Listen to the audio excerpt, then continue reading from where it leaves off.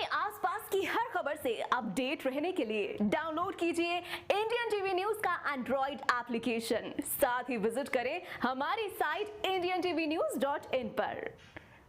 वो मुझे बार-बार फोर्स कर रहा है लाइन खिंचवाने के लिए। 11,000 की लाइन पहले से निकल रही है सर। नमस्कार, मैं हूं तेजवीर सिंह अलूना और फ़िलहाल मैं हूं जिला अमरोहा के धनौरा तहसील में और मेरे साथ हैं एसडीएम श्री एमआर चौहान जी, जो एक सरकारी ड्यूटी के साथ साथ पर्यावरण के लिए काम कर रहे हैं। मैंने देखा साफ समय के बड़े पंचुअल हैं। ऑफिस के बहुत सारे लोग नहीं आए लेकिन साफ समय से पहुंच गए और लोगों की फरियाद, लोगों की पीड़ा सुन रहे हैं। सर, आपके पास जो लोग ये समस्याएं लेके आते हैं उसको आप किस किस तरीके से हैंडल करते हैं, समाधान करते हैं सर? एक एसडीएम के रूप में जितने लोग मेरे समक्ष अपनी समस्याएं लेकर आते हैं सर, तो मैं उनके साथ एक फार्मूला मैंने बनाया हुआ है जिसको मैं सीट एक्सचेंज फार्मूला या सीट शेयरिंग फार्मूला कहता हूँ। उस फार्मूले के तहत जो व्यक्ति मेरे सामने अपनी फरियाद लेकर आता है, मैं उस व्यक्ति को अपने स्थान पर और अपने को उसके स्थान पर रख कर देखता हूँ और ये विचार करता हूँ कि अगर मैं भी इस ऑफिस में आया होता तो मैं क्या अपेक्षा करता सामने वाले ऑफिसर से, तो मेरी समझ में उसका समाधान आ जाता है और इस तरह से हम लोग उन समाधानों की ओर बढ़ने लगते हैं। तो लोग तो संतुष्ट होकर जाते होंगे, समस्याओं का समाधान भी हो जाता होगा सर? 2-3 तरह की चीज़ें यहाँ आती हैं कि जो हमारा स्टाफ है वो जाता है हमारे आदेश पर समाधान के लिए। कई बार उनसे समाधान नहीं हो पाता तो हम लोग मैं ये प्रयास करता हूँ कि उनको नेक्स्ट डे 10 से 12 में ऐसे समस्त लोगों को जो आपस में जिनका विवाद है, दोनों पक्षों को यहाँ बुला लेता हूँ। दोनों पक्षों की बात सुनी जाती है, उनके अधिवक्ता होते हैं तो उनको भी बुला लिया जाता है और एक ऐसा पंचायती समाधान निकल जाता है जो सच वाला समाधान होता है और दोनों लोग संतुष्ट हो जाते हैं। तो इस तरह से कई समाधान, मतलब प्रतिदिन कम से कम 1-2 समाधान इस तरह का यहाँ होता रहता है। सर, आप देश के उन अफसर्स में हैं, उन अधिकारियों में हैं जो अपनी ड्यूटी के साथ साथ पर्यावरण के लिए काम कर रहे हैं, पेड़ लगवाते हैं। आपका ये भी एक है कि आप जमानत देते हैं पेड़ लगवाने के। इस पर कहाँ तक इम्प्लीमेंट हुआ, लोगों ने कहाँ तक इसको अनुसरण किया सर? देखिए, लोगों का और पृथ्वी का दोनों का तापमान कम करने का एक तरीका दिमाग में आया था जिसके अनुसार जो हमारे यहाँ अभियुक्त आते हैं उनसे 5 पेड़, उनके एक जमानती हैं, एक पेड़, 7 पेड़ लगवाते हैं। इस तरह नौगावा सादा तहसील से ये अभियान शुरू हुआ था और इन दोनों तहसीलों में 10,000 से अधिक पेड़ इस तरह से लग चुके हैं। इसके अतिरिक्त लोग और भी आते हैं मिलने वाले, वो भी शपथ लेकर जाते हैं। हमारे ऑफिस के बाहर भी एक शपथ लिखी हुई है और शपथ लेकर जाते हैं, वो भी वृक्ष लगाते हैं। मैं समझता हूँ कि वृक्ष एक ऐसा समाधान है जिसको इस तरह कहिए कि वो जीवन का समाधान है। वृक्ष ही हमें सांसें देता है जिसकी वजह से हमारा जीवन चलता है। वृक्ष ही बादल को आकर्षित करता है जिसकी वजह से हमारी फसलें उपजती हैं और उस भोजन से भी हमारा जीवन चलता है। तो मुझे लगता है कि वृक्ष जीवनदायी है और इस वृक्ष को लगाने का काम कोई भी व्यक्ति कर सकता है। सर, पर्यावरण के लिए काम कर रहे हैं, जल संरक्षण के लिए काम कर रहे हैं, लोकल पब्लिक के लिए, सब जनता के लिए आपका क्या संदेश है? मतलब क्या चाहेंगे, क्या अपेक्षा है सर सबसे? देखिए, मेरा ये मानना है कि हम लोगों को जो एक आपस में किसी ना किसी कारण एक दूसरे को नीचा दिखाने की प्रवृत्ति है, इसको छोड़ना चाहिए और जो हमारी सामूहिक समस्याएं हैं उसको ये मान कर के ये पृथ्वी एक परिवार है, अपने परिवार की समस्याएं मानकर सबको समाधान में जुटना चाहिए। पानी की, जैसे पानी दिन पे दिन नीचे जा रहा है सर, उसके लिए क्या संदेश देना चाहेंगे पब्लिक को? देखिए, वृक्ष निश्चित रूप से जब बादलों को आकर्षित करेंगे तो हमारे वाटर लेवल को बढ़ाएंगे और पानी की बर्बादी को हम लोग रोकेंगे तो भी हमारा वाटर लेवल बढ़ेगा। तो इसमें सभी से अपेक्षा है कि सब लोग अपने स्तर से जल संरक्षण के लिए और वृक्षारोपण के लिए, पर्यावरण संरक्षण के लिए जो भी काम कर सकते हैं वो अपने स्तर से करेंगे तो निश्चित रूप से दुनिया में बदलाव आएगा। सर, आए दिन आप पेड़ लगाते हैं, समाज सेवी अलग अलग लोगों के साथ में पेड़ गिफ्ट करते हैं, तो अभी तक आप कितने पेड़ लगा चुके होंगे और कितने लोगों को प्रेरित किया होगा सर? नहीं, ऐसा डाटा तो मेरे पास नहीं है प्रेरणा वाला, पर जो भी मुझे अवसर मिलता है, चाहे मतदान दिवस हो उस पर पेड़ लगा कर आरम्भ करना, चाहे ब्लॉक प्रमुख को शपथ दिलाने का मामला हो उस पर पेड़ लगवाना, चाहे मुझे खुद तहसील का चार्ज लेना हो उस पर पेड़ लगवाना।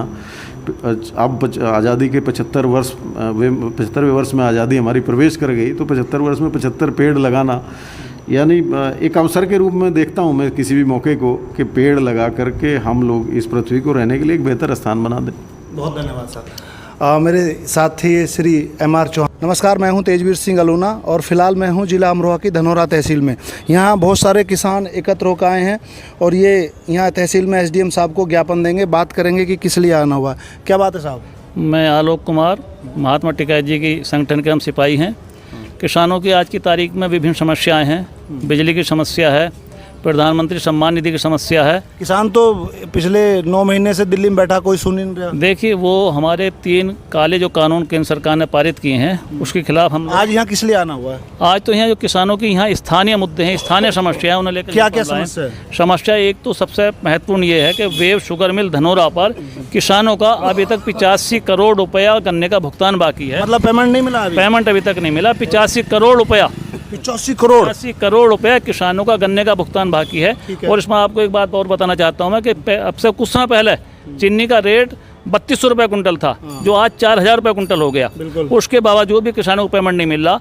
और गन्ना विभाग ने ये और जाति किसानों के साथ की है, जो किसानों ने खाद लिया था जिसका पैसा 1 वर्ष बाद कटता था, उन्होंने इसी वर्ष काट लिया है और किसानों पर ब्याज लगाया है, जबकि किसानों गन्ने का कोई ब्याज मिलने के लिए तैयार नहीं। और क्या पॉइंट है? और पॉइंट हमारा है कि प्रधानमंत्री सम्मान निधि में अभी तक 35,000 किसान जनपद के अंदर ऐसे हैं जिन्हें प्रधानमंत्री सम्मान निधि का लाभ अभी तक नहीं मिला है, जबकि कई बार किसानों ने कागज दे दिए हैं जिलाधिकारी को। सरकार तो दावे करती है हमने कितनी सम्मान निधि दे दी। नहीं दी है, लेकिन 35,000 किसान आज भी ऐसा है जिले के अंदर 35,000 किसान हैं जिन्हें आज तक 1 पैसा प्रधानमंत्री किसान सम्मान निधि का नहीं मिला है।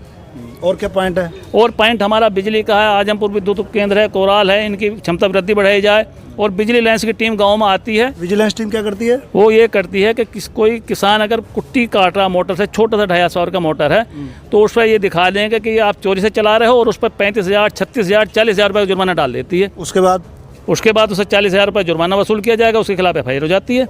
मतलब उत्पीड़न होता है? उत्पीड़न हो रहा, जबरदस्त उत्पीड़न हो रहा है किसानों का। और क्या पॉइंट है? और हमारे पॉइंट हैं बैंकों में जो है किसान का बहुत उत्पीड़न हो रहा है। बैंकों में क्या हो रहा है? हाँ, बैंकों में ये हो रहा है कि एक मेरी प्रथमा बैंक कमेलपुर है अपने यहाँ, और उसमें जो है 10 महीने हो गए। एक वहाँ इन्होंने एफ बिठा रखा था अपना, वो बड़ा ही फ्रॉड था, रिश्वतखोर था। पता चल रहा कि गायब हो रहे हैं। हाँ, उसकी हमने शिकायत करी थी और शिकायत में जांच सही पाएगी। 10 महीने हो गए उसे बिठा रखा है। किसान का कार्ड नहीं बनता वहाँ, किसान इतना परेशान है। खातों से पैसे भी गायब। हाँ, पैसे भी गायब हो रहे हैं। एक महीने तक मैनेजर छुट्टी चला जावे। बताओ किसान को कितनी समस्या है। गन्ने का उसका पैसा नहीं मिलता, लोन ये नहीं दे रहे। हो रही है कहीं? हाँ नहीं साहब, नहीं हो रही सुनवाई कहीं भी। और क्या बता रहे थे भाई?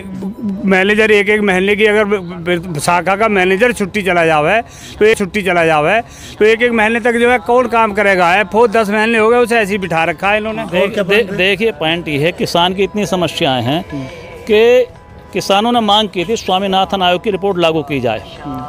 इसका मतलब ये है कि प्रत्येक 6 वर्ष में सरकारी कर्मचारी की उसमें 6 साल में कितनी खर्चा बढ़ोतरी हुई उसके अभी और एक पॉइंट जोड़ा जाता है। जो SDM साहब को देना आपने। हाँ, SDM साहब को हमें देना था। एक चकबंदी अधिकारी बुलाए थे यहाँ पर। चकबंदी में बहुत बड़ा घपला है। चकबंदी में हम इधर हमारे आजमपुर क्षेत्र में चकबंदी चल रही है, वहाँ पर जो यहाँ CO का हमने ट्रांसफर कराया पीछे, वो करोड़ों रुपए यहाँ से कमा के किसानों को ले गया, चकबंदी में लूट के ले गया। लूट कर ले गया, करोड़ों रुपए लूट कर ले गया। उसके खिलाफ हमने 6 महीने अभियान चलाया। 6 महीने के बाद उसे यहाँ से हटाया गया। उसने भारी लूट यहाँ पर मचाई किसानों को। तो किसानों की तो समस्या ही समस्याएं हैं। गन्ने का पेमेंट नहीं मिला, 85,000 करोड़ रुपया बाकी है। बिजली की विजिलेंस टीम गलत तरीके से जुर्माने लगाती है, सेटिंग भी कर लेती है। चकबंदी वालों ने जो है सेटिंग कर किसान, चकबंदी की समस्या हो गई, बिजली की हो गई, बैंकों में पैसे गायब की हो गई। मतलब किसान तो पीड़ित है, हैं? और सम्मान निधि हो गई, किसान सम्मान निधि नहीं मिल रही। अभी जो है हमारे 35 लाख किसान जो है इसमें जिले में जो है सम्मान निधि से 35,000। सरकार तो तीसरे दिन कहती है सम्मान निधि आ गई। ये सब झूठे इनके खोखले वादे हैं। सब टीवी चैनल इन्होंने। किसको ज्ञापन देंगे आप? फिलहाल हम SDM महोदय को ज्ञापन देंगे। और यदि हमारी सारी समस्याओं का समाधान इन्होंने 24 तारीख तक नहीं किया तो 25 तारीख में यहाँ हजारों की संख्या में हमारे लोग कार्यकर्ता इकट्ठा होंगे और सारे अधिकारियों को बुलाकर समस्या का समाधान नहीं हुआ तो गजरोला चांदपुर हाईवे स्टेट को हम जाम करेंगे और तब तक नहीं खोलेंगे जब तक सारी समस्या 25 अगस्त सारी। हाँ, 25 अगस्त को जो है हम रोड भी जाम करेंगे। सारी जो है सब विभागों तो नियम कानून का विरोध। हाँ, विरोध तो है, क्या करें। विरोध तो यो भी है कि रिश्वत लेना लिखा है क्या? चकबंदी वालों ने ऐसा बवाल लूट मचा रखा है। हमारे आजमपुर पंचायत है, उसमें जो है 16-17 साल हो गए चकबंदी चलते हुए। क्या कह रहे भाई? सर, जो भी काम होगा कानून के दायरे में होगा, कोई उल्लंघन नहीं होगा। किसान पीड़ित हैं, पेमेंट नहीं मिला, बिजली वाले तंग कर रहे हैं, बैंकों से पैसे गायब हो रहे हैं, चकबंदी अधिकारी भ्रष्टाचार कर रहा है, बहुत बुरा हाल है। मचा रखा है बिजली लाइन से। ऐसा जने क्या तूफान इन्होंने बना के भेजा है, मतलब पता ही नहीं समझ रहा है। ये इस देश का तो कानून ही नहीं है ऐसा जैसा। अन्नदाता बहुत परेशान है। इंडियन टीवी न्यूज पूरे देश में अपने रिपोर्टर्स नियुक्त कर रहा है। अभी हमारे साथ पूरे भारत में 200 से ज्यादा रिपोर्टर्स काम कर रहे हैं। दोस्तों, अगर आप भी हमारे चैनल के साथ जुड़कर रिपोर्टर के रूप में काम करना चाहते हैं तो नीचे कमेंट में अपना जिला और मोबाइल नंबर लिखिए। हम आपको कॉल कर सारी जानकारी देंगे, या फिर आप स्क्रीन पर दिखाए गए नंबर पर कॉल कर सकते हैं। इंडियन टीवी न्यूज एक नेशनल डिजिटल न्यूज चैनल है। पूरे भारत में हमारे रिपोर्टर्स काम करते हैं, तो आप भी हमारे साथ जुड़िए और अपने आसपास फैले हुए भ्रष्टाचार को खत्म कीजिए और देश सेवा में हमारा साथ दीजिए। धन्यवाद।